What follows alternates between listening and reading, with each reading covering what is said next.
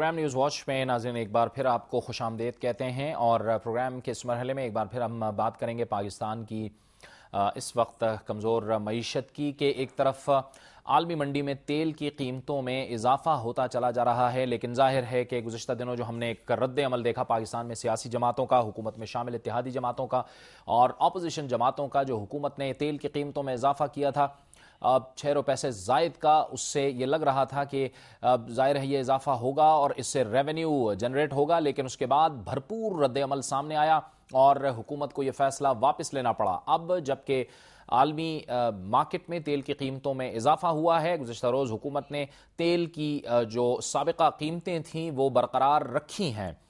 کیا یہ short term فیصلہ ہے، لانگ ٹرم فیصلہ ہے؟ اور جو حکومت دعویٰ کرتی ہے کہ وہ تیل پر سبسڈی دے رہی ہے جو 6 سے 7 ارب روپے بنتے ہیں، کیا واقعی میں حکومت سبسڈی دے رہی ہے؟ اور اگر یہ سبسڈی دے رہی ہے تو ان پیسوں کا اہتمام یا ان پیسوں کی ارینجمنٹ کہاں سے ہوں گی، یا پھر حکومت کے پاس اور کیا حل ہیں اس مسئلے کو حل کرنے کے لیے؟ ان تمام معاملات پر بات کرنے کے لیے ہمیں جوائن کیا ہے ٹیلی فون لائن پر ماہر معاشیات جناب ڈاکٹر شاہد حسن صدیقی نے، جو اس وقت کراچی میں موجود ہیں۔ بہت شکریہ ڈاکٹر صاحب، آپ نے ہمیں جوائن کیا۔ یہ حکومت تو کہتی ہے کہ ہم سبسڈی دے رہے ہیں، ایک تو یہ فرمائیے گا کہ کیا یہ بات صحیح ہے کہ حکومت سبسڈی دے رہی ہے؟ کیونکہ تیل کی قیمتوں میں جب نظر پڑتی ہے اور جب ہم اس کی کیلکولیشن کرتے ہیں تو اس میں تو ظاہر ہے ٹیکسز بھی بہت زیادہ آ جاتے ہیں، اور دوسری بات یہ ہے کہ اسٹیٹ بینک تو نوٹ چھاپ رہی ہے، وہاں سے تو 2 ارب روپے پر ڈے کے حساب سے حکومت لے رہی ہے۔ یہ بالکل آپ کا صحیح تجزیہ ہے، لیکن میں صرف ایک بات سے متفق نہیں ہوں۔ حکومت اس پر سبسڈی دے رہی ہے، یہ قوم کو مس گائیڈ کر رہے ہیں۔ اصل میں بات یہ تھی کہ 31 دسمبر 2010 کو حکومت 1 لیٹر کے اوپر 21 روپے پیٹرولیم لیوی اور 17% جی ایس ٹی کی فارم میں وصول کر رہی تھی، تو اب جب اضافہ نہیں کرتے تو اس میں اس آمدنی میں تھوڑی سی کمی ہو جاتی۔ لیکن اگر آپ یہ دیکھیں کہ جو پہلے فیصلہ ہوا تھا 7 سال پہلے کہ ہم ٹیکس کی چوری روک کر پیٹرولیم لیوی کو 0 کر دیں گے اور جی ایس ٹی جو اس وقت 17% پر ہے اس کو 5% کر دیں گے، اگر یہ نہیں کر رہے تو اس کی وجہ یہ ہے کہ ٹیکسوں کی بڑے پیمانے پر چوری ہو رہی ہے، اور حکومت نے طاقتور طبقوں کو قانون میں چھوٹ دے دی ہے کہ وہ ٹیکس نہ دیں، اور یہ جو چھوٹ دی ہے اس کا یا چوری ہو رہی ہے اس کا حجم ہے 850 ارب روپیہ سالانہ۔ تو آپ نے بالکل صحیح کہا کہ اگر یہ بڑھاتے نہیں تو پھر نوٹ چھاپیں گے، جس سے کہ بہت زیادہ جو ہے وہ مہنگائی بڑھے گی، اور اس کا سب سے اثر ان پر پڑے گا جن کی تنخواہ 7,000 یا 10,000 یا 15,000 مہینہ ہے۔ تو اب حل جو تھا اس کا 2 ہی ہیں۔ ایک تو یہ ہے کہ اگر تنخواہ دار طبقے پاکستان میں یا غریب بیوائیں یا ہینڈی کیپ لوگ بینکوں میں پیسہ جمع کرتے ہیں تو اس کے منافع پر 10% ٹیکس دیتے ہیں، اور تنخواہ دار طبقے ٹیکس دے رہے ہیں، تو کیا یہ قانون نہیں بن سکتا کہ 3 لاکھ روپیہ سالانہ سے زیادہ جس کسی کی بھی پاکستان میں آمدنی ہے اس پر انکم ٹیکس لازمی نافذ کیا جائے گا اور وصول کیا جائے گا؟ اگر یہ کر لیں تو جو ہمارا اس سال کا ہدف ہے اس سے 850 ارب روپیہ زیادہ ملتے، اس میں پھر ہم چھوٹ دیتے، سبسڈی دیتے، پیٹرول پر نرخ ختم کرتے، جو پیٹرولیم لیوی ہے۔ لیکن جو طاقتور طبقوں کو اگر آپ چھیڑنا ہی نہیں چاہتے، جبکہ ملک میں کتنی بڑی معیشت میں بحران آ جائے اور دنیا میں جو خانہ جنگی اور جو اس قسم کے مصر میں یا تیونس میں واقعات آئے ان سے بھی سبق نہیں لیتے، تو پھر تو اس کو میں بڑا افسوسناک کہوں گا۔ اچھا ڈاکٹر صاحب، یہ فرمائیے گا کہ یہ جو اسٹیٹ بینک نوٹ چھاپ رہی ہے، ہماری ناظرین کی معلومات کے لیے ذرا آسان الفاظ میں بتائیے گا کہ ظاہر ہے کہ اسٹیٹ بینک نوٹ چھاپ رہی ہے، اس سے مہنگائی کا جو سلسلہ ہے وہ بڑھتا ہے، ہمارے ناظرین کی معلومات کے لیے ذرا اس پروسیس کو سمجھائیے گا کہ کس طرح سے یہ انفلیشن میں اضافہ ہو رہا ہے۔ دیکھیے، بنیادی چیز یہ ہے کہ حکومت کو قرضے لینے کے لیے کئی راستے ہیں۔ ایک راستہ یہ کہ جو قومی بچت اسکیمیں ہیں ان کے ذریعے لوگوں سے لیں، تو اس پہ تو ان کو 13% یا زیادہ یا کم سود دینا پڑتا ہے، جس کی وجہ سے جو ہے اثرات زر مہنگائی بڑھتی ہے۔ لیکن جس وقت آپ نوٹ چھاپتے ہیں تو وہ جو پیسہ حکومت کو ملتا ہے وہ اس پر کوئی قیمت نہیں دینی پڑتی، صرف پرنٹنگ چارجز ہیں۔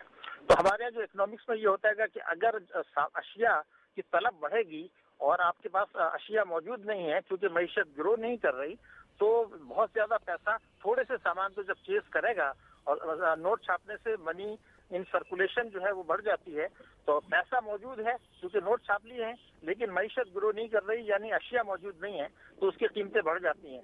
تو جو چیز ہے وہ یہ ہے کہ نوٹ چھاپنے سے مہنگائی زیادہ بڑھے گی، لیکن کچھ عرصے بعد بڑھے گی، لیکن اگر آپ آج ٹیکس نہیں لگاتے تو جو ہے مہنگائی کم بڑھے گی لیکن فوری طور پر بڑھ جائے گی آج سے.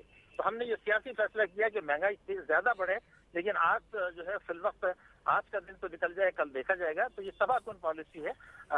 پیٹرول کا نرخ بالکل نہیں بڑھنے چاہیے لیکن ساتھ میں کچھ شاہانہ اخراجات کم کریں. 300 ارب روپے کے جو پبلک سیکٹر کے لاسز ہیں جہاں کرپٹ لوگ نااہل لوگ سزا یافتہ لوگ اپوائنٹ کر کے نقصان دیتے ہیں. کابیناؤں کا بہت بڑا حجم ہے. ہمارے پاس جو فیگرز ہیں کہ بلوچستان میں 73% ممبران پارلیمنٹ جو ہے وہ وزیر بن چکے ہیں. تو اس قسم کے شاہانہ اخراجات اور ٹیکس کی چوری کے بعد تو پھر معیشت کیسے ٹھیک ہوگی اور مہنگائی کیسے جو ہے وہ کم ہوگی, یہ ہمیں سوچنا ہے. حکومت ڈاکٹر صاحب یہ امیج والا جو معاملہ ہے یہ بڑا اہم معاملہ ہے کیونکہ ظاہر ہے اکنامک اسسٹنس تبھی آئے گی جب امیج بہتر ہوگا ہماری حکومت کا. اب یہ جو اکنامک اسسٹنس کا سلسلہ ہے اور اس وقت جو ہم ایک اکنامک ایمرجنسی کی صورتحال میں کھڑے ہیں, ہمیں کہیں سے کچھ دکھ بھی نہیں رہا ہے, یہ امیج کا جو معاملہ ہے اس کو کس طرح سے بہتر بنایا جائے گا؟ دیکھیے اس میں دو چیزیں کہوں گا. یہ بہت بڑی غلط فہمی ہے. ہمارے یہاں حکومت کا امیج جو دنیا بھر میں خود پاکستان میں ہے وہ یہ ہے کہ یہ بہت کرپٹ حکومت ہے. تو اس کی وجہ سے سرمایہ کار اچھے تو پاکستان نہیں آ رہے لیکن جہاں تک استعماری طاقتیں اور IMF وغیرہ ہے میں سمجھتا ہوں گا کہ یہ ان کو سوٹ کرتا ہے کہ حکومت کی جو کارکردگی صحیح نہ ہو اور عوام میں اور حکومت میں جو ہے اعتماد کا بحران ہو. اور جب حکومت کمزور ہوتی ہے تو وہ عالمی مالیاتی اداروں کی اور امریکن کی جو ڈکٹیشن ہے جو ان کے مفاد میں ہوتا ہے وہ آسانی سے قبول کرتی ہے. تو میں تو یہ سمجھتا ہوں کہ کچھ بھی کہیں مگر استعماری طاقتیں اور IMF بہت زیادہ خوش ہیں کہ پاکستان میں ایسی حکومت ہے جو NRO انفیکٹڈ ہے تو وہ ان کو سوٹ کرتا ہے وار آن ٹیرر میں بھی اور دوسری چیزوں میں بھی. لیکن جو سرمایہ کار ہیں وہ نہیں. بہت بہت شکریہ, بہت بہت شکریہ جناب ڈاکٹر شاہد حسن صدیقی ہم سے گفتگو کر رہے تھے اور ان کا کہنا تھا کہ گڈ گورننس کا جو معاملہ ہے یہ بڑا اہم معاملہ ہے. اگر ہم اپنا امیج بہتر کرنا چاہتے ہیں تاکہ جو عالمی مالیاتی ادارے ہیں اور ڈونرز ہیں وہ ہم پر اعتماد کریں. اور اب ایک اور اہم ترین خبر کی طرف ہم آپ کی توجہ مبذول کرائیں. اب سے کچھ روز قبل ہمارے اس پروگرام نیوز واچ میں تحصیل ہارون آباد سے تعلق رکھنے والے ایک سابقہ برطرف چوکیدار جنہیں نیشنل بینک نے ملازمت سے برطرف کر دیا تھا, ایاز محمود, ان کو ہم نے اپنے اس پروگرام میں بلایا تھا اور اس کی خبر پر تفصیل سے بات کی تھی, ان وجوہات پر کہ اسے کس طرح سے بینک سے برطرف کیا گیا تھا. اس چوکیدار کو نیشنل بینک آف پاکستان سے برطرف کیا گیا تھا. اس کے بعد اس نے وفاقی سروسز ٹریبیونل میں اپیل کی. اس اپیل کے بعد ان کو اپنی نوکری پر بحال کر دیا گیا لیکن اس کے باوجود نیشنل بینک آف پاکستان نے انہیں اپنی نوکری پر بحال نہیں کیا, جس کے بعد وہ سپریم کورٹ آف پاکستان گئے. سپریم کورٹ آف پاکستان نے بھی وفاقی سروسز جو فیڈرل سروسز ٹریبیونل ہے اس کے فیصلے کو برقرار رکھا لیکن اس کے باوجود کئی عرصہ گزرنے کے باوجود اس بینک چوکیدار ایاز محمود کو بحال نہیں کیا گیا. نیشنل بینک آف پاکستان نے, ہم نے بھی بارہا ان کے ترجمان سے بات کرنے کی کوشش کی لیکن انہوں نے ہمیں کوئی تسلی بخش جواب نہیں دیا. جب ہمارے اس پروگرام میں 28 تاریخ کو ایاز محمود آئے تو اس پر ایک بار پھر سپریم کورٹ آف پاکستان نے ایکشن لیا, ان کی پیشی کی گئی اور میاں شاکر اللہ جان جو کہ سپریم کورٹ آف پاکستان کے سینئر ترین جج ہیں ان کے ساتھ 3 رکنی ٹریبیونل نے ان کے کیس کو سنا اور اظہار وجوہ انہوں نے جاری کیا توہین عدالت کے سلسلے میں نیشنل بینک آف پاکستان کو, کیونکہ ان کے وکیل حاضر نہیں ہوئے تھے اور اس کے ساتھ ہی اس کیس کی سماعت بھی غیر معینہ مدت کے لیے ملتوی کر دی. ایاز محمود برطرف چوکیدار نیشنل بینک آف پاکستان نے ہمارے اس پروگرام میں کیا کہا تھا یہ آپ کو ایک بار پھر دکھاتے ہیں. عارضی ہوتے تھے سر, تو ہم نے وہ کیس کیا, وہ بینک جو ہے مشکل کر دے گا ہمیں. وہ کیس کیا تو بینک والوں نے ہمیں باہر نکال دیا. انہوں نے کہا کیس کر دیا بینک کے خلاف تو ہم آپ بینک میں نہیں رکھ سکتے.